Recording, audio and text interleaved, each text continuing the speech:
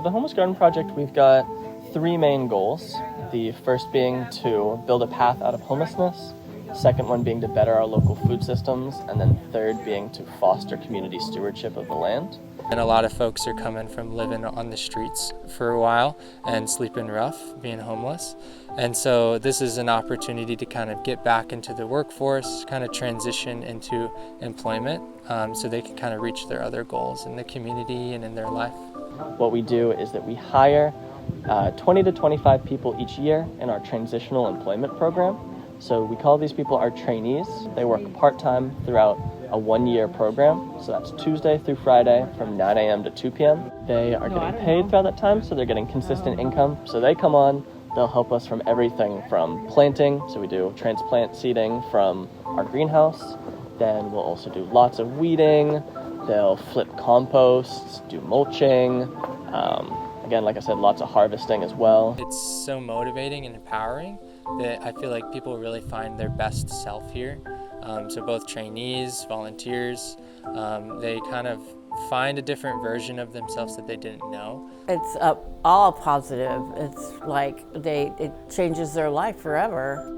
You know, a lot of people that they might be phobic of homeless people. You know, they might assume that they're gonna ask them for money or hassle them in some way. They might feel threatened or whatever.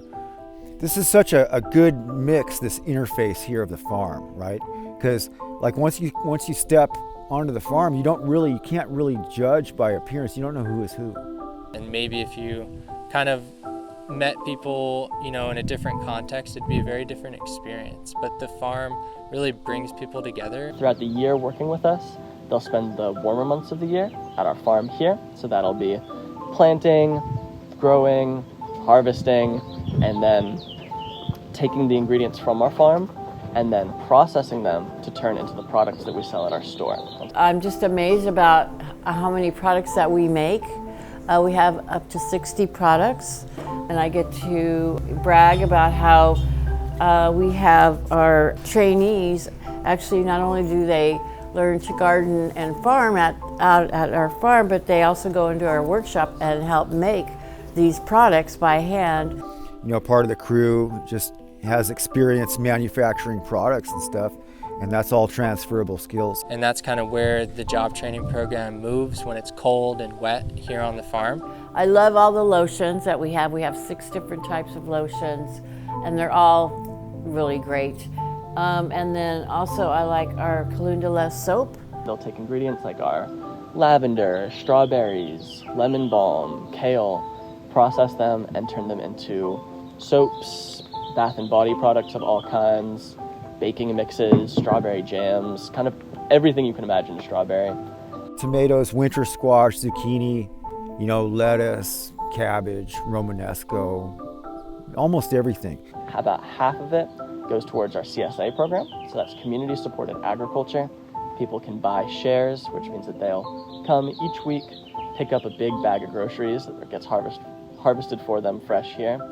And with the other half, what we do is we have our Feed 2 Birds program. So that is a way of us donating the food that we produce here to different nonprofits and organizations around the county. I would really love to have people come through here, and then when they're done, they could just look at a piece of land and just know exactly what it takes to get that up and running. And I think it breaks down a lot of people's perspectives on just why and who becomes homeless. We're all a couple paychecks away from being homeless, and so we get people here who are just so incredibly talented, and so I think it helps to change people's perspective to see anyone can have this kind of talent, and also anyone can become unhoused because the systems in place aren't as supportive as they should be. A lot of people come here where they wouldn't, make a decision to go hang out with homeless people. Maybe that might just kind of demolish some stereotypes, give people maybe a different idea of that the homeless people are actually human beings, Myself, I also had a level of housing instability growing up. So there were times when my mom and I were living in shared housing spaces, and times where just recently I've been living in my friend's trailer for quite some time. So I dealt with housing instability myself, and so this felt like a special place. I feel blessed, and I'm proud to be a part of this and represent that we are here to help the homeless, and our mission is to help end homelessness. I think it's huge. You know, when they're on this side of the curb, they're part of our community, right? And we want everybody to come back. I mean, I think the biggest piece, our organization is really sustained by our engagement with the community here in Santa Cruz and beyond.